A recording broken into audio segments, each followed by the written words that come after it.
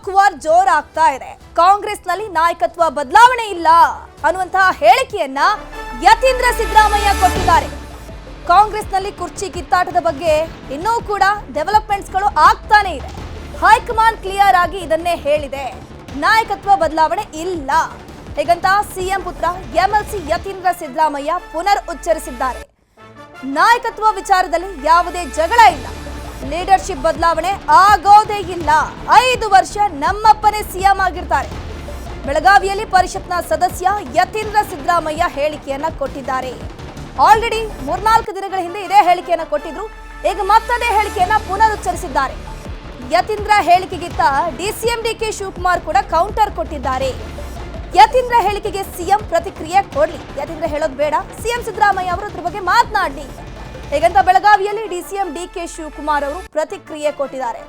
ಪದೇ ಪದೇ ಯತೀಂದ್ರ ಸಿದ್ದರಾಮಯ್ಯ ನಮ್ಮಪ್ಪನೇ 5 ವರ್ಷ ಸಿಎಂ ಆಗಿರ್ತಾರೆ, ಕುರ್ಚಿ ಬದಲಾವಣೆ ಆಗೋದಿಲ್ಲ, ಗೊಂದಲ ಇಲ್ಲ, ಎಲ್ಲವೂ ಕೂಡ ಕ್ಲಿಯರ್ ಆಗಿದೆ ಅಂತ ಹೇಳ್ಕೊಂಡು ಬರ್ತಾ ಇದ್ದಾರೆ. ಒಂದ್ ಕಡೆ ಹೈಕಮಾಂಡ್ ಅವರು ಈ ಕುರ್ಚಿ ಕಿತ್ತಾಟದ ಬಗ್ಗೆ ಯಾರು ಕೂಡ ಮಾತನಾಡಬೇಡಿ ಅಂತ ಹೇಳ್ತಾ ಇದ್ದಾರೆ, ಆದ್ರೆ ಇಲ್ಲಿ ಸಿಎಂ ಸಿದ್ದರಾಮಯ್ಯರ ಮಗನೇ ಹೇಳಿಕೆಯನ್ನು ಕೊಡ್ತಾ ಬರ್ತಾ ಇದ್ದಾರೆ. For CM polls right now, I have already told you. Now everything is clear. High command is clear. As of now, there will be no changes in leadership. No tussle for CM polls right now. I have already told you. Now everything is clear. High command is clear. As of now, there will be no changes in leadership.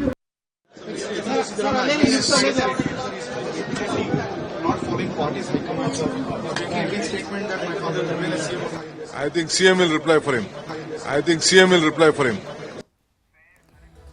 ಬೆಳಗಾವಿಯಲ್ಲಿ ಕೈ dinner politics ಜೋರಾಗಿ ನಡೀತಾ ಇದೆ. ಅಧಿವೇಶನ ಒಂದ್ ಕಡೆ dinner politics ಕೂಡ ನಡೀತಾ ಇದೆ. 3 ಪ್ರತ್ಯೇಕ ಸಭೆ, ಆದ್ರೆ ಅಜೆಂಡಾ ಮಾತ್ರ ಒಂದೇ. ಡಿನ್ನರ್ ಪಾಲಿಟಿಕ್ಸ್ ಮುಂದುವರಿತಾ ಇದೆ. 3 ಸಭೆ ಆಗಿದೆ ನಿನ್ನೆ, ಆದ್ರೆ ಅವರದೆಲ್ಲರದ್ದು ಅಜೆಂಡಾ ಮಾತ್ರ ಒಂದೇ ಬಂತು. ಎಸ್ಸಿ, ವಾಲ್ಮೀಕಿ, ಮುಸ್ಲಿಂ ಲೀಡರ್ಸ್ಗಳು ಪ್ರತ್ಯೇಕವಾಗಿ ಸಭೆ ನಡೆಸಿದ್ದಾರೆ. ನಿನ್ನೆ ಸಿಎಂ ಪರವಾಗಿ ಆಪ್ತ ಸಚಿವರ ಬ್ಯಾಟಿಂಗ್ ನಡೀತಾ ಇದೆ. ಸಿದ್ದು ಬೆಂಬಲಕ್ಕೆ ಅಹಿಂದ ವರ್ಗ ನಿಂತಿದೆ. ಸಿಎಂ ಅವರನ್ನ ಕೆಳಗಿಳಿಸಿದ್ರೆ ದಲಿತರಿಗೆ ಅವಕಾಶ ಕೊಡಿ ಅಂತ ಪಟ್ಟು ಹಿಡಿಯೋಕೆ ಎಲ್ಲಾ ರೀತಿಯಲ್ಲೂ ಪ್ಲಾನ್ ಅನ್ನ ಮಾಡಲಾಗಿದೆ. ಸಿದ್ದರಾಮಯ್ಯ ಮುಂದುವರೆದ್ರೆ ನಮ್ದೇನು ಕೂಡ ತಕರಾರಿಲ್ಲ, ಅವಕಾಶ ಇದ್ರೆ ದಲಿತ ನಾಯಕರಿಗೂ ಕೂಡ ಸಿಎಂ ಪಟ್ಟವನ್ನ ಕೊಟ್ಬಿಡಿ. ವಾಲ್ಮೀಕಿ ಸಮುದಾಯದ ಪ್ರಸನ್ನಾನಂದ ಸ್ವಾಮೀಜಿ ಹೇಳಿಕೆಯನ್ನ ಕೊಟ್ಟಿದ್ದಾರೆ. ಬೆಳಗಾವಿಯಲ್ಲಿ ರಾಜಕೀಯ ಬೆಳವಣಿಗೆಗಳು ನಡೀತಾ ಇದೆ, ಎಸ್ಪೆಷಲಿ ಕಾಂಗ್ರೆಸ್ ಪಾಳ್ಯದಲ್ಲಿ. ಹೈಕಮಾಂಡ್ ಎಷ್ಟೇ ವಾರ್ನಿಂಗ್ ಮಾಡಿದ್ರು ಕೂಡ ಕುರ್ಚಿ ಕಿತ್ತಾಟಗಳು ನಿಲ್ತಾ ಇಲ್ಲ. ಕುರ್ಚಿ ಕಿತ್ತಾಟದಕ್ಕೆ ಸಂಬಂಧಪಟ್ಟಂತೆ ಸಭೆಗಳಾಗುವಂಥದ್ದು ಕೂಡ ಇನ್ನೂ ನಿಲ್ತಾ ಇಲ್ಲ. ಸಿಎಂ ಬಣದವರು ಸಿಎಂ ಪಟ್ಟಕ್ಕೆ ಸಿದ್ದರಾಮಯ್ಯ ಅವರನ್ನೇ ಫಿಕ್ಸ್ ಮಾಡಿಸಬೇಕು, ಮುಂದುವರಿಸಬೇಕು ಅನ್ನೋಂಥ ನಿಟ್ಟಿನಲ್ಲಿ ಬ್ಯಾಕ್ ಟು ಬ್ಯಾಕ್ ಸಭೆಗಳನ್ನ ಮಾಡ್ತಾ ಇದ್ದಾರೆ. ನಿನ್ನೆ ಕೂಡ ಎಸ್ ಇರಬಹುದು, ವಾಲ್ಮೀಕಿ ಸಮುದಾಯದ ಮುಖಂಡರಿರ್ಬೋದು, ಮುಸ್ಲಿಂ ಸಮುದಾಯದ ಮುಖಂಡರು ಎಲ್ಲರೂ ಕೂಡ ಪ್ರತ್ಯೇಕವಾಗಿ ಸಭೆ ನಡೆಸಿದ್ದಾರೆ. ಸಭೆಯಲ್ಲಿ ಸಿದ್ದು ಪರ ನಾವಿದ್ದೀವಿ ಅನ್ನುವಂಥದ್ದು ಪದೇ ಪದೇ ತೋರಿಸ್ಕೊಡ್ತಾ ಇದ್ದಾರೆ. ನನಗೆ ಸಿದ್ದರಾಮಯ್ಯ ಅವರನ್ನ ಆ ಪಟ್ಟದಿಂದ ಇಳಿಸೋದಾದ್ರೆ ದಲಿತರಿಗೂ ಕೂಡ ಸಿಎಂ ಆಗುವ ಅವಕಾಶ ಕೊಡಿ ಅನ್ನುವಂತಹ ಹೇಳಿಕೆಗಳು ಕೂಡ ಕೇಳಿ ಬರ್ತಾ ಇದೆ. ಬಹುತೇಕ ಸಿದ್ದರಾಮಯ್ಯ ಸಾಹೇಬರು ಅವರು ಮುಂದುವರೆದ್ರೆ ನಮ್ದೇನೂ ಅಭ್ಯಂತರ ಇಲ್ಲ. ಅಕಸ್ಮಾತ್ ಬದಲಾವಣೆ ಮಾಡುವಂಥ ಸಂದರ್ಭ ಬಂದರೆ ನಮ್ಮ ದಲಿತರನ್ನ ಯಾರಾದರೂ ಒಬ್ಬರು ಸಿಎಂ ಮಾಡಬೇಕು ಅನ್ನುವಂಥದ್ದು 4-5 ಜನ ಇದ್ದಾರೆ. ಯಾರಾದರೂ ಸಂತೋಷ. ಖರ್ಗೆ ಸಾಹೇಬರಾದರೂ ಸಂತೋಷ, ಡಾಕ್ಟರ್ ಜಿ ಪರಮೇಶ್ವರ್ ಸಾಹೇಬರಾದರೂ ಸಂತೋಷ, ಮುನಿಯಪ್ಪ ಸಾಹೇಬರಾದರೂ ಸಂತೋಷ, ಮಹದೇವಪ್ಪರಾದರೂ ಸಂತೋಷ, ನಮ್ಮ ಸತೀಶ್ ಜಾರಕಿಹೊಳಿ ಅವರಾದರೂ ಸಂತೋಷ. ದಲಿತ ಸಿಎಂ ವಿಚಾರ ಹೈಕಮಾಂಡ್ಗೆ ಬಿಟ್ಟಿದ್ದು, ದಲಿತ ಎಡಗೈ ನಾಯಕರ ಸಭೆಯನ್ನ ಮಾಡಿದ್ದೀವಿ. ನ್ಯೂಸ್ 18ಗೆ ಸಚಿವ ಕೆಎಚ್ ಮುನಿಯಪ್ಪ ಹೇಳಿಕೆಯನ್ನ ಕೊಟ್ಟಿದ್ದಾರೆ. ದಲಿತ ಸಿಎಂ ಕೂಗು ಜೋರಾಗಿ ಕೇಳಿ ಬರ್ತಾ ಇದೆ. ಆ ವಿಚಾರ ಹೈಕಮಾಂಡ್ಗೆ ಬಿಟ್ಟಿದ್ದು, ಅವರು ಓಕೆ ಅಂದ್ರೆ ಓಕೆ, ದಲಿತ ಎಡಗೈ ನಾಯಕರ ಸಭೆಯನ್ನ ಮಾಡಿದ್ದೀವಿ ಅಷ್ಟೇ ಹೇಗಂತ ನ್ಯೂಸ್ 18ಗೆ ಸಚಿವ ಕೆಎಚ್ ಮುನಿಯಪ್ಪ ಹೇಳಿಕೆ ಕೊಟ್ಟಿದ್ದಾರೆ.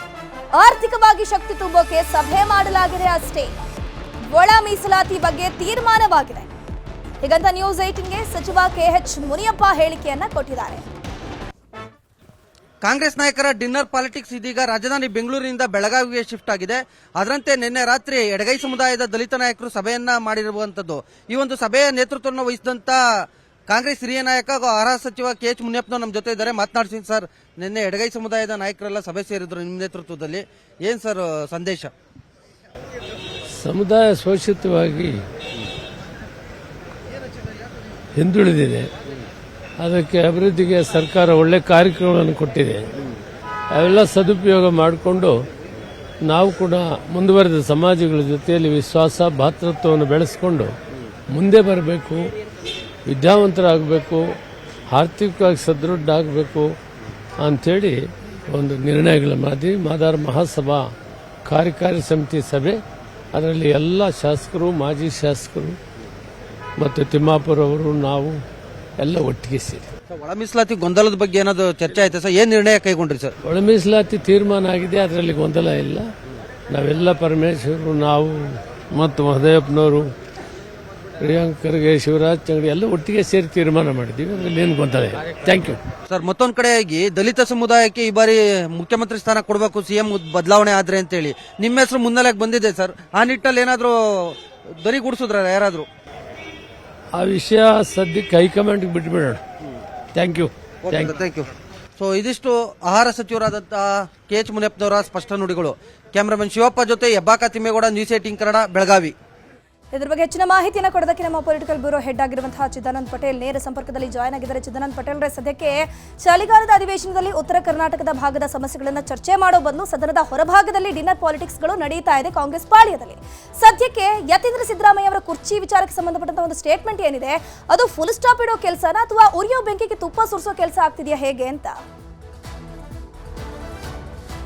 ಧನುಶ್ರೀ ಪೂಜಾರಿ, 72ರ ಬೆಳವಣಿಗೆಯೊಂದರ ಹಿನ್ನೆಲೆಯಲ್ಲಿ ಮುಖ್ಯಮಂತ್ರಿಗಳ ಪುತ್ರ ಯತೀಂದ್ರ ಸಿದ್ದರಾಮಯ್ಯ ಇವತ್ತು ಬೆಳಿಗ್ಗೆ ಸ್ಫೋಟಕ ಹೇಳಿಕೆಯನ್ನು ಕೊಟ್ಟಿರ್ತಕ್ಕಂಥದ್ದು. ಈಗಾಗಲೇ ಪವರ್ ಶೇರಿಂಗ್ ವಿಚಾರ ಮತ್ತೆ 2026ರ ಸಂಕ್ರಾಂತಿಯ ಕ್ರಾಂತಿಯ ಹೆಸರು, ಈ ಎಲ್ಲದರ ನಡುವೆ ಇದೀಗ ಯತೀಂದ್ರ ಸಿದ್ದರಾಮಯ್ಯರವರ ಹೇಳಿಕೆ ಅತಿದೊಡ್ಡ ಸಂಚಲನ ಉಂಟು ಮಾಡಿರ್ತಕ್ಕಂಥದ್ದು.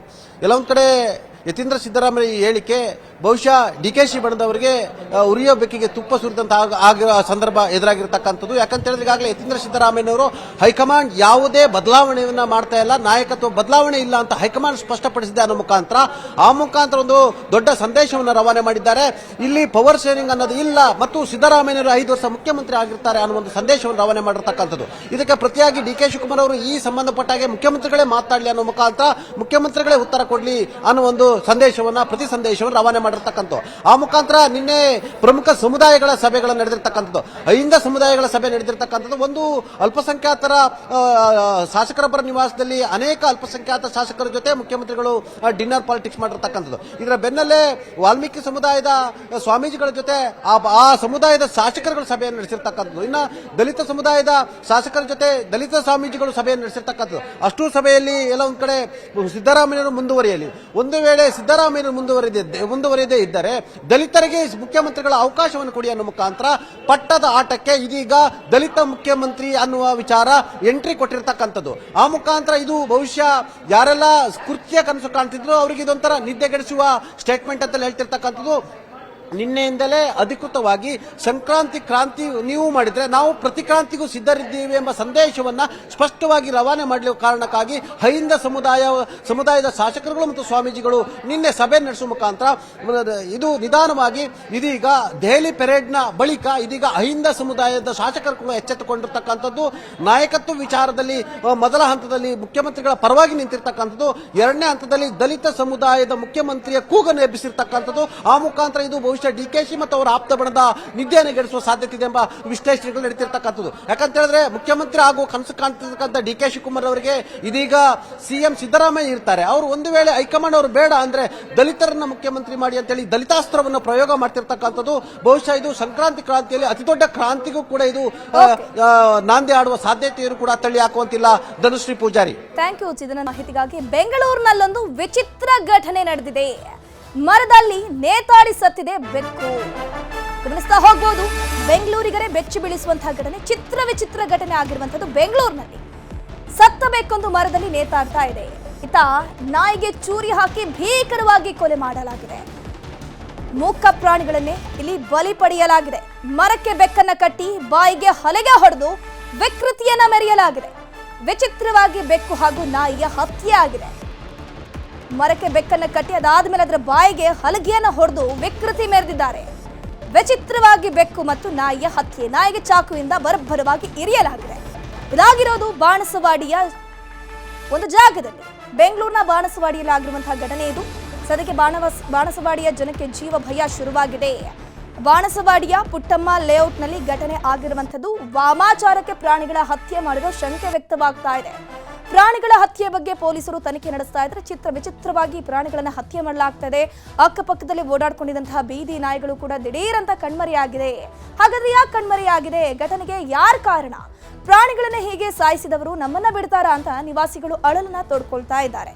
ಬಾಣಸವಾಡಿಯಲ್ಲಿ ಆಗಿರುವಂತಹ ಘಟನೆ ಇದು. ಒಂದು ವಾಮಾಚಾರ ಮಾಡಿರುವ ಶಂಕೆ ವ್ಯಕ್ತವಾಗುತ್ತೆ. ಇನ್ನೊಂದು ಕಡೆ ವಿಕೃತವಾಗಿ ಕೊಲೆ ಮಾಡಿದಂತಹ ಸೈಕೋಪಾತ್ಗಳು ಯಾರಾದ್ರೂ ಈ ರೀತಿ ಕೊಲೆ ಮಾಡಿರಬಹುದು ಅನ್ನುವಂತಹ ಸಂಶಯಗಳು ಕೂಡ ವ್ಯಕ್ತ ಆಗ್ತಾ ಇದೆ. ಸದ್ಯಕ್ಕೆ ಪೊಲೀಸರು ಆ ಸ್ಥಳಕ್ಕೆ ಭೇಟಿ ಕೊಟ್ಟು ಪರಿಶೀಲನೆ ಕೂಡ ಮಾಡ್ತಾ ಇರುವಂತದ್ದು. ಬೆಕ್ಕನ್ನ ಕೊಲೆ ಮಾಡಿ ಮರಕ್ಕೆ ಕಟ್ಟಿ ಹಾಕಿ ಅದರ ಬಾಯಿಗೆ ಹಲಗೆಯನ್ನ ಹೊಡೆದಿದ್ದಾರಂತೆ.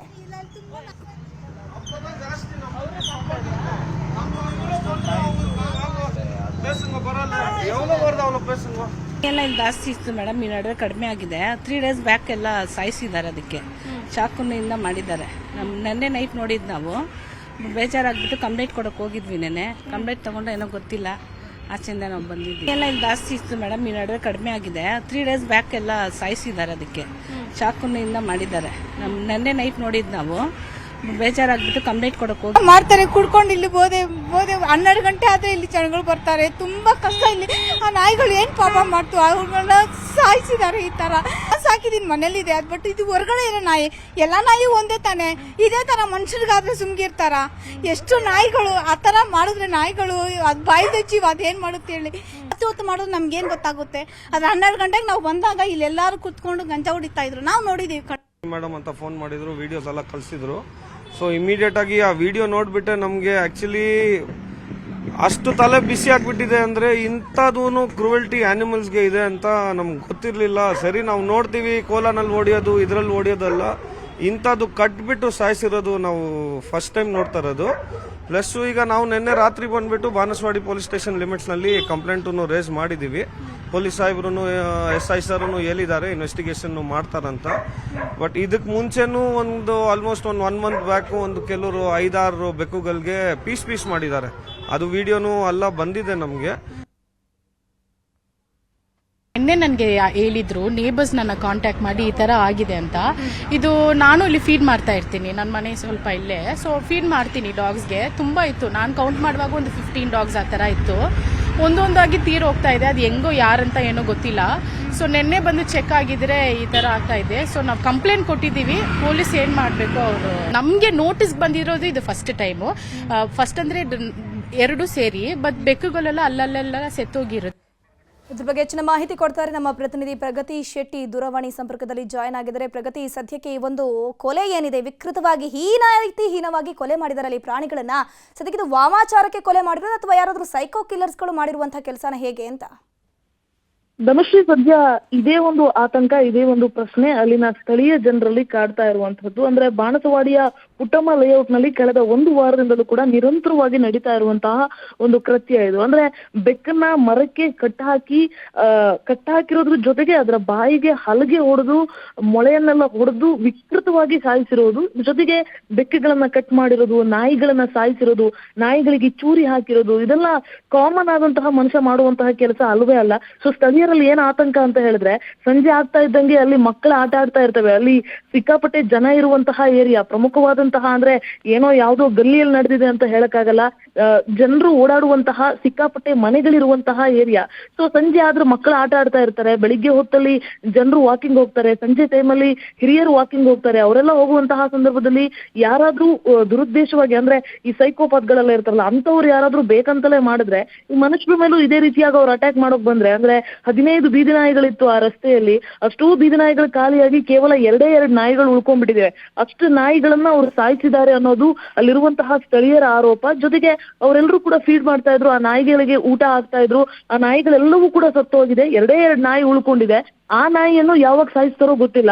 ನಾಯಿಗಳೆಲ್ಲ ಕಂಪ್ಲೀಟ್ ಸತ್ತು ಹೋದ್ಮೇಲೆ ಬಹುಶಃ ಇವರು ಮನುಷ್ಯರ ಮೇಲೆ ಅಟ್ಯಾಕ್ ಮಾಡೋಕ್ ಶುರು ಮಾಡಿದ್ರೆ ಏನ್ ಮಾಡೋದು ಅನ್ನೋದು ಜನರಲ್ಲಿ ಇರುವಂತಹ ಆತಂಕ. ಜೊತೆಗೆ ನೀವು ಗಮನಿಸ್ತಾ ಇರ್ಬೋದು, News 18 ನ ಸ್ಕ್ರೀನ್ ಮೇಲೆ ಒಬ್ರು ಮಹಿಳೆ News 18 ನ ನೋಡಿದ ತಕ್ಷಣ ತಮ್ಮ ಅಳಲನ್ನ ಹೇಳ್ಕೊಂಡು ದುಃಖವನ್ನ ತೋಡ್ಕೊಳ್ತಾರೆ. ಅಂದ್ರೆ ಬಿಕ್ಕಿ ಅಳ್ತಾರೆ.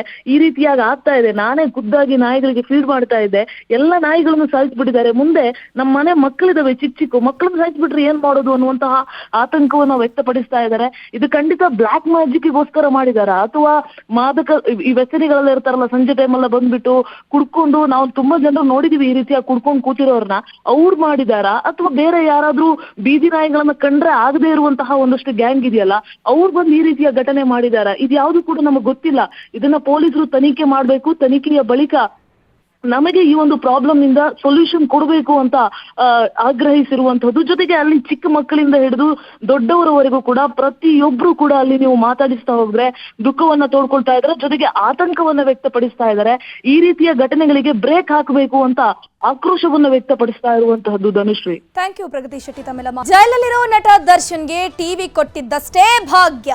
ದರ್ಶನ್ಗೆ ನ್ಯೂಸ್ ಚಾನೆಲ್ ನೋಡೋಕಾಗ್ತಾ ಇಲ್ಲ, ಬರೀ ಎಂಟರ್ಟೈನ್ಮೆಂಟ್ ಚಾನೆಲ್ ನೋಡೋಕೆ ಮಾತ್ರ ಜೈಲು ಸಿಬ್ಬಂದಿಗಳು ಅವಕಾಶ ಮಾಡಿಕೊಟ್ಟಿದ್ದಾರೆ. ದರ್ಶನ್ಗೆ ಕೊನೆಗೂ ಟಿವಿ ಭಾಗ್ಯ ಸಿಕ್ತು ಅನ್ನೋಷ್ಟರಲ್ಲಿ ಒಂದು ಬ್ಯಾಡ್ ನ್ಯೂಸ್ ಏನಪ್ಪಾ ಅಂತಂದ್ರೆ ಅವರಿಗೆ ನ್ಯೂಸ್ ಚಾನೆಲ್ ನೋಡೋಕಾಗ್ತಾ ಇಲ್ಲ, ಬರೀ ಎಂಟರ್ಟೈನ್ಮೆಂಟ್ ಚಾನೆಲ್ ನೋಡೋಕೆ ಅವಕಾಶವನ್ನ ಮಾಡಿಕೊಡಲಾಗಿದೆ. ಬ್ಯಾರಕ್ನಲ್ಲಿ ಟಿವಿ ಇದ್ರೂ ಕೂಡ ದರ್ಶನ್ಗೆ ಬೇಸರ. ಇವತ್ತು ಡೆವಿಲ್ ಸಿನಿಮಾ ರಿಲೀಸ್ ಆಗಿದೆಯಲ್ಲ, ಯಾವ ರೀತಿ ಅಬ್ಬರ ಇದೆ, ಸೆಲೆಬ್ರಿಟೀಸ್ಗಳು ಯಾವ ರೀತಿ ಸಿನಿಮಾವನ್ನ ಸೆಲೆಬ್ರೇಟ್ ಮಾಡಿದ್ರು ಅಂತ ನೋಡೋದಕ್ಕೆ ದರ್ಶನ್ಗೆ ಆಗ್ತಿಲ್ಲ. ಡೆವಿಲ್ ಬಗ್ಗೆ ಜೈಲಿನ ಸಿಬ್ಬಂದಿ ಬಳಿ ನಟ ದರ್ಶನ್ ಮಾಹಿತಿ ಕೇಳ್ಕೊಂಡಿದ್ದಾರೆ. ಸಿನಿಮಾಗೆ ಭಾರಿ ಮೆಚ್ಚುಗೆ ಇದೆ ಅಂತ ಸಿಬ್ಬಂದಿ ಹೇಳಿದ್ದಾರೆ. ದರ್ಶನ್ ಫುಲ್ ಖುಷಿಯಾಗಿದ್ದಾರೆ. ಡೆವಿಲ್ ಸಿನಿಮಾದ ರೆಸ್ಪಾನ್ಸ್ ಕೇಳಿ ದರ್ಶನ್ ಖುಷಿಯಾಗಿರುವಂತದ್ದು. ಎಲ್ಲಾ ಕಡೆ ಹೌಸ್ ಫುಲ್ ಅಂತ ಸುದ್ದಿ ಕೇಳಿ ಸಂತಸ ವ್ಯಕ್ತಪಡಿಸಿದ್ದಾರಂತೆ ನಟ ದರ್ಶನ್. ಜೈಲಿನಲ್ಲೇ ಖುಷಿ ಪಟ್ಟು ಅವರು ಕೂಡ ಒಂದು ರೀತಿ ಜೈಲ್ ಒಳಗಡೆ ಸೆಲೆಬ್ರೇಟ್ ಮಾಡ್ಕೊಂಡಿದ್ದಾರೆ ಆರೋಪಿ ದರ್ಶನ್. ಗಮನಿಸ್ತಾ ಹೋಗ್ಬಹುದು, ಮೊನ್ನೆಯಷ್ಟೇ ಟಿವಿ ಭಾಗ್ಯ ನಟ ದರ್ಶನ್ಗೆ ಸಿಕ್ತು. ಆದ್ರೆ ಟಿವಿ ಭಾಗ್ಯ ಸಿಕ್ಕರೂ ಕೂಡ ಅವರಿಗೆ ನ್ಯೂಸ್ ಚಾನೆಲ್ನ ಭಾಗ್ಯ ಸಿಕ್ಕಿರ್ಲಿಲ್ಲ. ಯಾಕಂದ್ರೆ ಅಲ್ಲಿ ಬರೀ ಎಂಟರ್ಟೈನ್ಮೆಂಟ್ ಮಾತ್ರ ಇರೋದು, ಕೇಬಲ್ ಟಿವಿ ಅದು. ಹಾಗಾಗಿ ಅಲ್ಲಿನ ಜೈಲು ಸಿಬ್ಬಂದಿಗಳ ಬಳಿ ಯಾವ ರೀತಿ ಸೆಲೆಬ್ರೇಷನ್ ಆಗ್ತಾ ಇದೆ, ಯಾವ ರೀತಿ ಸಕ್ಸಸ್ ಆಗಿದೆ ಡೆವಿಲ್ ಮೂವಿ ಅನ್ನೋದ್ರ ಬಗ್ಗೆ ಮಾಹಿತಿ ಕೇಳಿದ್ದಾರೆ. ರೆಸ್ಪಾನ್ಸ್ ಕೇಳಿ ಖುಷಿ ಆಗಿದ್ದಾರೆ. ಇದ್ರ ಬಗ್ಗೆ ಹೆಚ್ಚಿನ ಮಾಹಿತಿ ಕೊಡ್ತಾರೆ ನಮ್ಮ ಪ್ರತಿನಿಧಿ ಮಂಜುನಾಥ್. ದೂರವಾಣಿ ಸಂಪರ್ಕದಲ್ಲಿ ಜಾಯಿನ್ ಆಗಿದ್ದಾರೆ. ಮಂಜುನಾಥ್, ಸದ್ಯಕ್ಕೆ ಟಿವಿ ಭಾಗ್ಯ ಸಿಕ್ಕಿದ್ರು ಕೂಡ ನ್ಯೂಸ್ ಚಾನೆಲ್ಗಳ ಭಾಗ್ಯ ನಟ ದರ್ಶನ್ಗೆ ಸಿಕ್ಕಿಲ್ಲ, ಯಾಕಾಗಿ? ಸದ್ಯಕ್ಕೆ ಈ ಒಂದು ಸೆಲೆಬ್ರೇಷನ್ ಬಗ್ಗೆ ಸುದ್ದಿ ಕೇಳಿ ನಟ ದರ್ಶನ್ ಯಾವ ರೀತಿ ರೆಸ್ಪಾಂಡ್ ಮಾಡಿದ್ರಂತೆ? ಖಂಡಿತವಾಗ್ಲೂ ಧನುಶ್ರೀ, ಒಂದು ಕಡೆ ಕೋರ್ಟ್ನ ಆದೇಶದಂತೆ ನಿನ್ನೆ ಮಧ್ಯಾಹ್ನದ ವೇಳೆಗೆ ದರ್ಶನ್ ಇರುವಂತಹ ಬ್ಯಾರಕ್ಗೆ 32 ಇಂಚಿನ ಟಿವಿಯನ್ನ ಈಗಾಗಲೇ ಅಳವಡಿಕೆಯನ್ನ ಮಾಡಿದ್ದಾರೆ. ಅಳವಡಿಕೆ ಮಾಡಿದಂತಹ ಬಳಿಕ ಈಗಾಗಲೇ ಅದಕ್ಕೆ ಕೇಬಲ್ ಅನ್ನು ಕೂಡ ಹಾಕೊಟ್ಟಿದ್ದಾರೆ. ಆದ್ರೆ ಇಲ್ಲಿ ಮೇನ್ ಆಗಿ ಯಾವುದೇ ನ್ಯೂಸ್ ಚಾನೆಲ್ಗಳನ್ನು ಕೂಡ ಇನ್ಸ್ಟಾಲೇಷನ್ ಮಾಡಿಲ್ಲ, ಬದಲಾಗಿ ಕೇವಲ ಎಂಟರ್ಟೈನ್ಮೆಂಟ್ ಚಾನೆಲ್ಗಳನ್ನ ಮಾತ್ರ ಹಾಕಿರುವಂತದ್ದು. ಯಾಕಂದ್ರೆ ಇವರೆಲ್ಲರೂ ಕೂಡ ಅಷ್ಟೇ ಜಡ್ಜ್ನ ಮುಂದೆ ಮನವಿ ಮಾಡಿದಂತ ಸಂದರ್ಭದಲ್ಲಿ ಪ್ರತಿನಿತ್ಯವೂ ಕೂಡ ಅಷ್ಟೇ ಬೇಜಾರಾಗ್ತಾ ಇದೆ, ದಿನ ಕಳಿಯೋಕ್ ಆಗ್ತಾ ಇಲ್ಲ, ಹುಚ್ಚಿಡ್ದಂಗ್ ಆಗ್ತಾ ಇದೆ. ಆ ಕಾರಣಕ್ಕೋಸ್ಕರ ಟಿವಿ ಕೊಡಿ ಅಂತ ಹೇಳಿದ್ರು. ಆದ್ರೆ ಇಲ್ಲಿ ಪ್ರಮುಖವಾಗಿ ಇರುವಂತಹ ಬೆಳವಣಿಗೆಗಳನ್ನ ತಿಳ್ಕೊಳ್ಳುವಂತದ್ರ ಬಗ್ಗೆ ಯಾವುದೇ ರೀತಿಯಂತ ನ್ಯೂಸ್ ಚಾನೆಲ್ಗಳನ್ನು ಕೂಡ ಅಷ್ಟೇ ಇನ್ಸ್ಟಾಲೇಷನ್ ಮಾಡಿಲ್ಲ. ಕೇವಲ ನಟ ದರ್ಶನ್ ಇರುವಂತಹ ಬ್ಯಾರಕ್ ಅಷ್ಟೇ ಅಲ್ಲದೆ ಬೇರೆ ಯಾವುದೇ ಬ್ಯಾರಕ್ ನಲ್ಲಿ ಇರುವಂತಹ ಟಿವಿಗಳಲ್ಲೂ ಕೂಡ ಅಷ್ಟೇ ಯಾವುದೇ ನ್ಯೂಸ್ ಚಾನೆಲ್ಗಳನ್ನ ಬರದ ರೀತಿಯಲ್ಲಿ ಈಗಾಗಲೇ ಅಧಿಕಾರಿಗಳು ನೋಡ್ಕೊಳ್ತಾ ಇರುವಂತದ್ದು. ಯಾಕಂದ್ರೆ ಅದರಲ್ಲಿ ಕ್ರೈಮ್ ರಿಲೇಟೆಡ್ ಆಗು ಕೂಡ ಅಷ್ಟೇ ತೋರಿಸ್ತಾ ಇರ್ತಾರೆ. ಅದನ್ನ ನೋಡ್ಕೊಂಡು ಅವರು ಒಂದ್ ರೀತಿ ಖುಷಿ ಪಡುವಂತದ್ದು, ಆ ರೀತಿಯಂತ ಕ್ರೈಮ್ ಗಳನ್ನ ಮಾಡಬಹುದು ಅನ್ನೋ ಒಂದು ಕಾರಣಕ್ಕೋಸ್ಕರ ಈ ರೀತಿಯಂತ ನಿರ್ಧಾರವನ್ನ ಜೈಲಿನ ಅಧಿಕಾರಿಗಳು ಮಾಡಿದ್ದಾರೆ.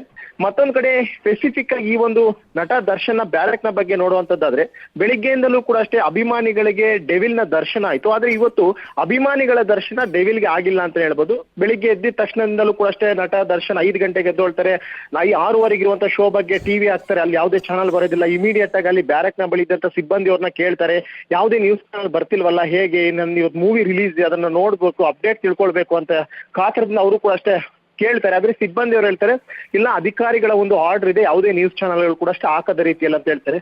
ಈ ಸಂದರ್ಭದಲ್ಲಿ ದರ್ಶನ್ ಅಲ್ಲೇ ಇದ್ದಂತ ಸಿಬ್ಬಂದಿ ಅವರಿಗೆ ಅಟ್ಲೀಸ್ಟ್ ಈ ಫಿಲಿಮ್ ಹೇಗೆ ಓಡ್ತಾ ಇದೆ, ಅಭಿಮಾನಿಗಳ ರೆಸ್ಪಾನ್ಸ್ ಹೇಗಿದೆ, ಹೊರಗಡೆ ಹೇಗಿದೆ ಅನ್ನೋದ್ರ ಬಗ್ಗೆ ನಮ್ಗೆ ಏನಾದ್ರು ಮಾಹಿತಿ ದಯವಿಟ್ಟು ಕೊಡಿ, ಯಾಕಂದ್ರೆ ತುಂಬಾ ಕಷ್ಟ ಬಿದ್ದು ಈ ಒಂದು ಸಿನಿಮಾವನ್ನ ಮಾಡಿದೀನಿ, ಇಂತಹ ಸಂದರ್ಭದಲ್ಲಿ ಹೇಗೆ ಓಡ್ತಿದೆ ಅನ್ನೋದ್ರ ಬಗ್ಗೆ ಯಾವುದೇ ಅಪ್ಡೇಟ್ ಸಿಗ್ತಿಲ್ಲ ಅಂತಂದಾಗ ಅಲ್ಲಿದ್ದಂತ ಸಿಬ್ಬಂದಿ ಅವರು ಇಲ್ಲ ತುಂಬಾ ಚೆನ್ನಾಗಿ ರೆಸ್ಪಾನ್ಸ್ ಇದೆ, ಹೊರಗಡೆ ಜನನೂ ಕೂಡ ಅಷ್ಟು ಈಗಾಗಲೇ ಹೋಗಿ ಥಿಯೇಟರ್ ಸಿನಿಮಾನ ನೋಡ್ತಿದ್ದಾರೆ ಅನ್ನುವಂತ ಒಂದು ಮಾಹಿತಿಯನ್ನ ಸದ್ಯಕ್ಕೆ ದರ್ಶನ್ಗೆ ಕೊಟ್ಟಿದ್ದಾರೆ. ಎಲ್ಲೋ ಒಂದ್ ಕಡೆ ನಟ ದರ್ಶನ್ಗೆ ಅಭಿಮಾನಿಗಳ ಸಂಭ್ರಮಾಚರಣೆ ಹೇಗಿದೆ ಹೊರಗಡೆ ಅನ್ನುವಂಥದ್ದು ನೋಡದ ಭಾಗ್ಯ ಇದ್ರೂ ಕೂಡ ಅಷ್ಟೇ ಎಲ್ಲೋ ಒಂದ್ ಕಡೆ ಅಲ್ಲಿರುವಂತಹ ಸಿಬ್ಬಂದಿ ಅವರು ಹೇಳಿರುವಂತಹ ಪ್ರಕಾರವಾಗಿ ಮೂವಿ ಓಡ್ತಾ ಇದೆ, ಜನ ಬರ್ತಿದ್ದಾರೆ ಅಂತಂದಾಗ ಎಲ್ಲೋ ಒಂದ್ ರೀತಿ ಒಳಗೊಳಗಡೆ ಖುಷಿಯನ್ನ ಪಡ್ಕೊಂಡಿರುವಂತದ್ದು. ಸಹ ಕೈದಿಗಳ ಜೊತೆ ಅವರು ಕೂಡ ಅಷ್ಟೇ ಒಂದ್ ರೀತಿ ಹ್ಯಾಂಡ್ ಶೇಕ್ ಮಾಡ್ಕೊಂಡ್ಬಿಟ್ಟು ಎಲ್ಲೋ ನನ್ನ ಜನ ಇನ್ನೂ ಕೂಡ ಅಷ್ಟೇ ಮರ್ತಿಲ್ಲ, ನನ್ನ ಜೈನಲ್ಲಿ ಇದ್ರೂ ಕೂಡ ಅಷ್ಟೇ ನನ್ನ ಅಭಿಮಾನವನ್ನ ಮರ್ತಿಲ್ಲ ಅನ್ನೋ ಒಂದ್ ರೀತಿ ಸಂತಸವನ್ನ ವ್ಯಕ್ತ ಮಾಡ್ತಿದ್ದಾರೆ.